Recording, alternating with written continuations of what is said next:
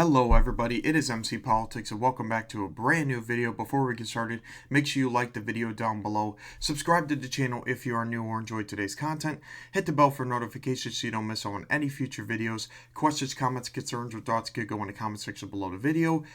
And go follow all of my social links in the description down below. On my Instagram, I post a lot of election related content like election maps, election predictions, election results, precinct results. I also do a lot of political takes, political opinions, analyzing policies, and mostly like different types of candidates I talk about on there a lot. If you're interested in all that, go follow the Instagram. On my TikTok, I am trying to build it up right now. I do post a lot of news coverage on there, but I'm going to be posting some small little clips on there as well in the near future. And then on my Rumble, I will be posting exclusive videos in the near future, so make sure to keep an eye out for that one. And then I also got a Bitchute and Odysee that will be posting all of my videos on my alternative platforms. So if you want to watch them on there, go ahead and follow all of those in the description down below. And with that being said, let's go ahead and get started with today's video. So today I wanted to go ahead and fill out a quick map going over each of the states for the 2020 presidential election. I will be making a lot of hypothetical predictions for the 2020 presidential matchup, so keep an eye out for that. But to start it off, I wanted to go ahead and fill out like a little tier map, analyzing all these states into 4 columns. The safe tier, which is going to be states over 10 points. These are most likely not going to be competitive. Shocking but not impossible tier states. These are states that could flip in a best case scenario for both parties, but are most likely going to go to the respective party by around 6 to 9 points. It most likely won't be contested. It could be a little bit competitive, but not by much. Could flip, but probably won't. These are sleeper flip states. These are states that could get competitive heading into 2028. Could turn into swing states later, but will go to the respective party by around 2 to 5 points, most likely as of right now. And it could go either way.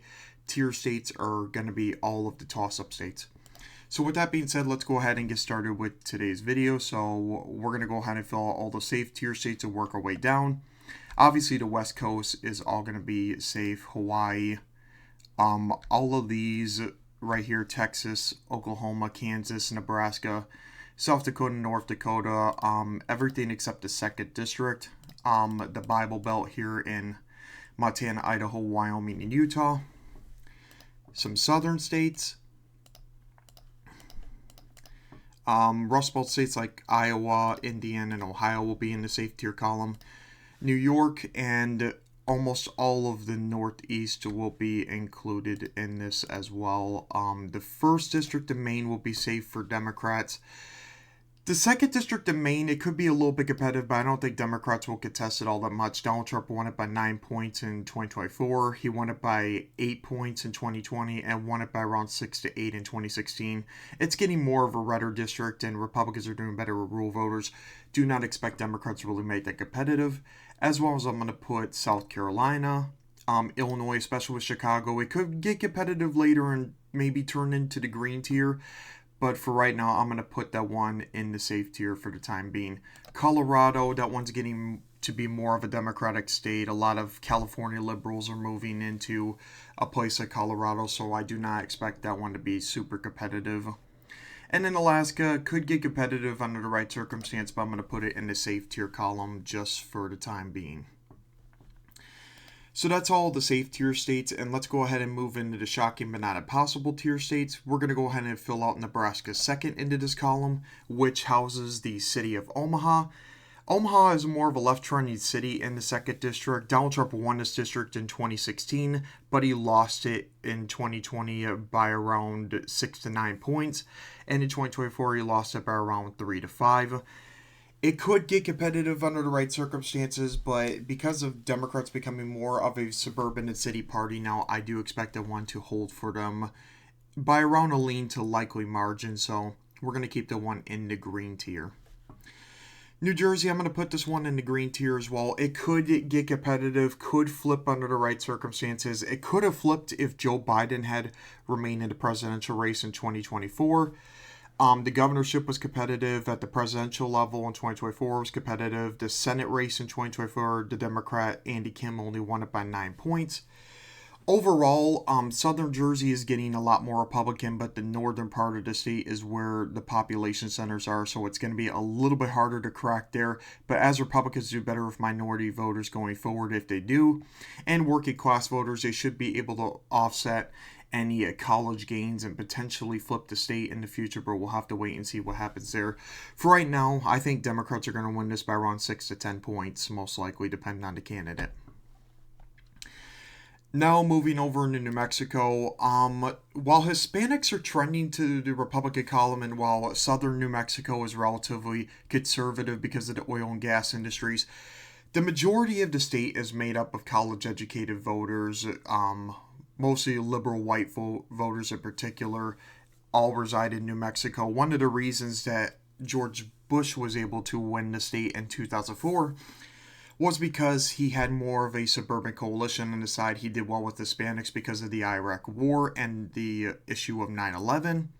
So he was able to magically pull off the state of New Mexico into the Republican column at the time. It could get competitive under the right circumstances, but with that college-educated demographic being a majority of the vote there, I don't think Republicans will be able to flip that state in 2028 for the time being.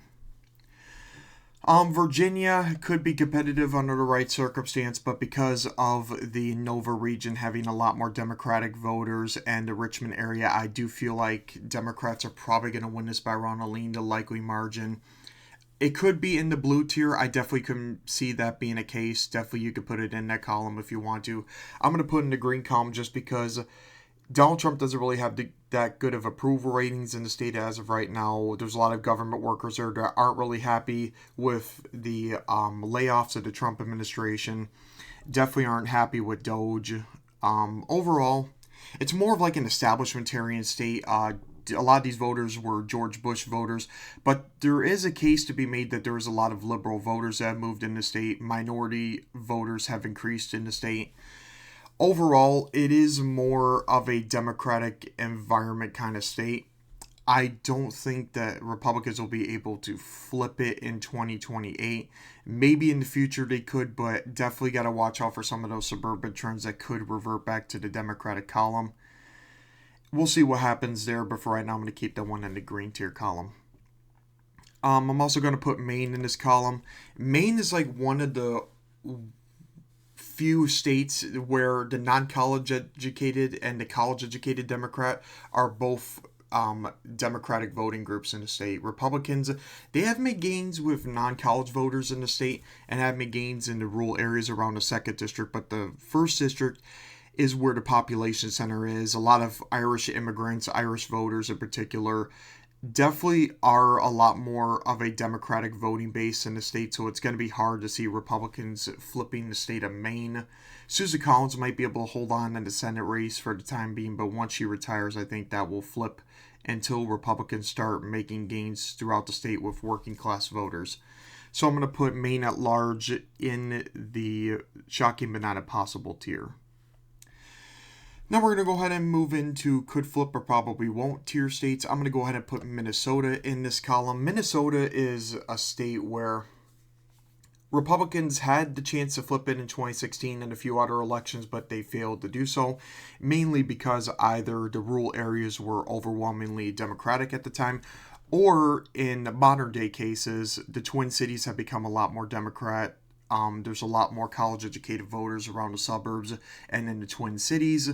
Minority voters have increased around this area. Definitely got to get the population down in that area before you can really flip the state into the Republican column, like places like Wisconsin, Michigan, and Pennsylvania. The Iron Range is a little bit more Democratic still of a voting group. Republicans have the advantage of rural voters now, and especially down in the southern part of Minnesota. Overall, I think they'll do better in the Iron Range later on in the future, but Democrats are going to do better in the suburbs of Minneapolis. So that is going to be a state to watch. Could flip under the right circumstances. It definitely is a sleeper flip state for 2028, depending on who the candidate is, but I'm going to put this one in the blue tier for right now. Same case could be made for New Hampshire. Again, New Hampshire, more of a libertarian state at the national level. It is right wing on economics, but more left leaning to liberal on social issues. Loves Republicans at the local level, like governorships and the state legislators, but at the national level in presidential and Senate races and in House districts, they tend to like the Democratic Party a bit more because of the social issue factor. Now, New Hampshire is also a state that tends to vote against incumbents, and it also is a very anti war state as well. If you take a look at the history of New Hampshire with incumbents, in 2000, the state voted for Bush, but in 2004, it flipped the carry away from George W. Bush, so he did worse there overall. Obama won the state of New Hampshire by double digits in 2008, but did worse in 2012, only winning it by around 5 to 8 points. In 2016, Donald Trump almost flipped the state. He lost it by only 3,000 votes, but lost it by around 8 points, I believe, or 9 points, 1 to Joe Biden in 2020. And from Joe Biden's margin, Kamala Harris only won the state by around 2 points. Better than Hillary Clinton's performance, but still overall way worse than Joe Biden's margin in the state of New Hampshire. Gonna have to be a state to watch. There is a lot of liberals from Vermont, New York, and a lot of these like city areas moving into a place like New Hampshire as well, being flooded in the state. So it is more of like a Democratic state at the national level. Overall, yeah, it could flip. Definitely could have flipped to Donald Trump against Joe Biden, but we're going to have to wait and see what happens. I'm going to keep that one in the blue tier column. I'm also going to go ahead and put... trying to think between North Carolina and Arizona. I'm going to say that Arizona is going to go into the blue tier column because Republicans are doing better in the state of Arizona overall with minority voters, and they're making gains around the Phoenix area and Yuma, where a lot of Latinos are in the state. Santa Cruz is getting more Republican. The rest of these red areas are getting maxed out around Mojave and La Paz. Yavapai got some votes left for Republicans in that area. Overall, there's a lot better trends for Republicans in the state. Joe Biden, when he won it in 2020, he definitely got lucky in that scenario because of the issue of COVID. I really don't think that Democrats would have flipped the state of Arizona if it weren't for the issue of COVID. At the local level, though, Democrats did do better in the 2022 midterms. But if you take a look at the fact in the state of Arizona, high propensity voters tend to be Republicans, while low propensity voters tend to be Democrats. So that is a main reason why local races vote the way they are now. Donald Trump, he won the state by 3 points in 2016. In 2020, Joe Biden barely won it by like 0.3%, and then he won it by 5 points, mainly because of the Latino votes, winning Latino men and winning a quarter of the black vote as well. Definitely a state that is more favorable for Republicans. I'm going to keep that one in the blue tier. Now I'm going to go ahead and fill out all of the swing states now. So we're going to go ahead and start off with the state of Nevada. Now, the state of Nevada is a very interesting one. Donald Trump lost the state both in 2016 and 2020, but he flipped it by 3 points in 2024, doing way better in Clark County, only losing the county by 2 points. He's pretty much maxed out most of the rural areas within the state. Washou's really the only gain for Democrats in the state. Republicans have been moving in the state from the West Coast states into a place like Nevada. They're moving mostly into Clark County, as well as the Latino trends in a place like Clark County as well, moving heavily in the Republican column. Clark County has been a county that has been moving Republican since 2008, so it was only a matter of time before Republicans do flip the state, and they're probably going to do better here going forward, and it's probably going to be more of like a leaning Republican state in the future. Could go back to Democrats in 2028. There's a potential for that. I'm going to keep it as a swing state for right now, but definitely you can make a case to be had for the blue tier as well. In the fact that Democrats don't really have favorable demographics in the state, except maybe like on the Senate or local level. Next, we're going to fill out the state of North Carolina. The state of North Carolina is more balanced. A lot of red areas are pretty populated in the state, not a lot of rural areas within the state.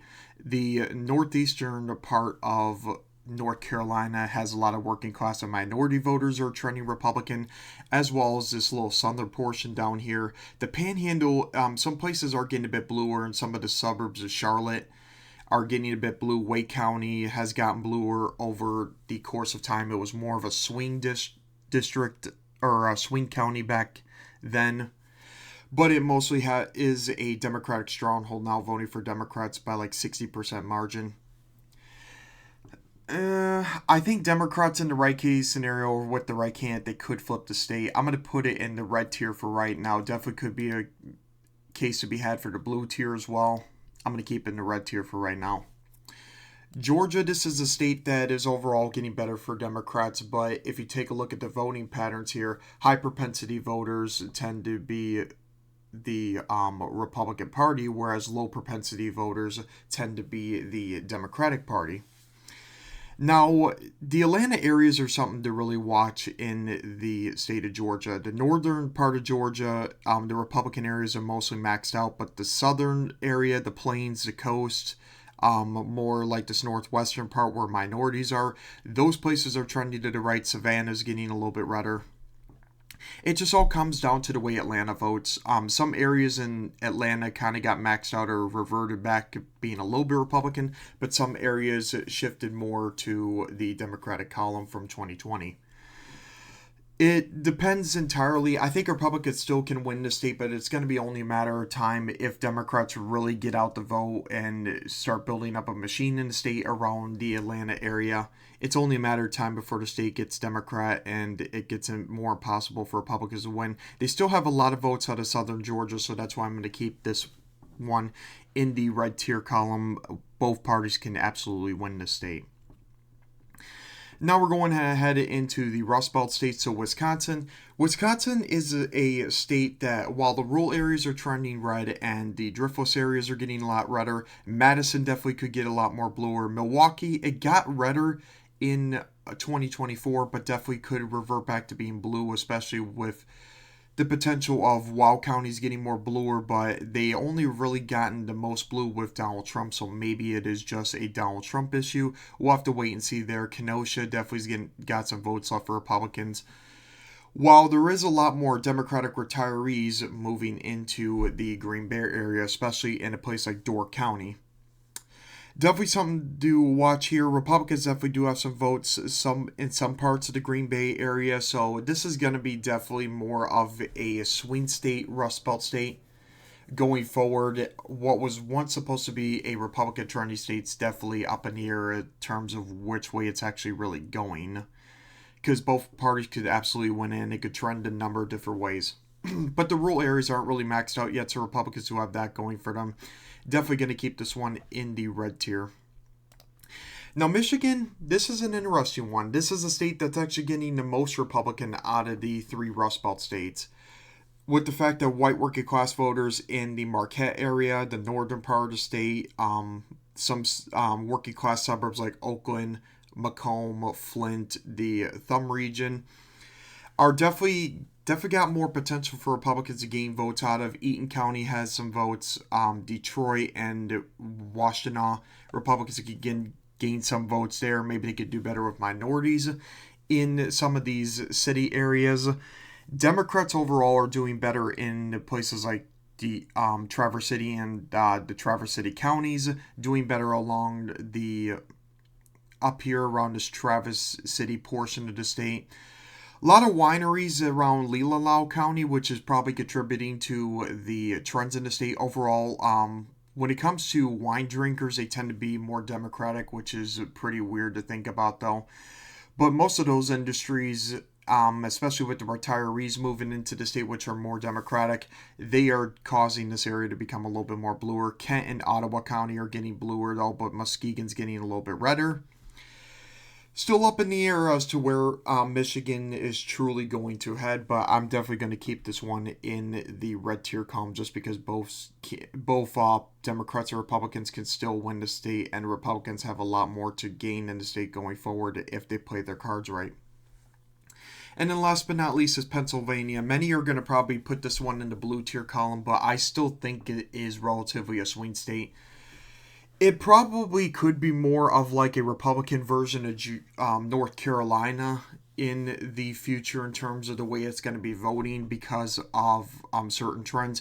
All depends on the northeastern portion of the state, what happens around Philadelphia and its suburbs, Chester County, Center County, all these areas right here, Lackawanna, a lot more college educated voters in the northeastern parts, so that's something to keep an eye out there. While the rural areas, the T region, Erie County, the western part of the state, especially around Pittsburgh, that area is getting pretty Republican, somewhat getting closer to being maxed out.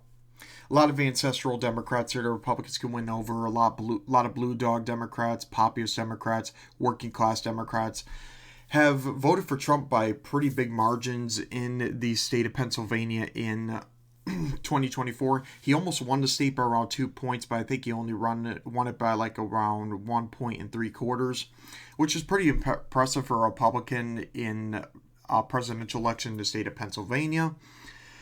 Democrats have more disproportion that they could gain votes out of. Maybe some of these random red areas they probably could gain some votes out of.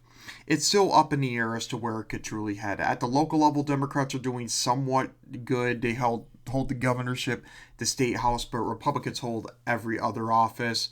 And then each party holds one U.S. Senate seat in the congressional chamber. So overall, here's the map.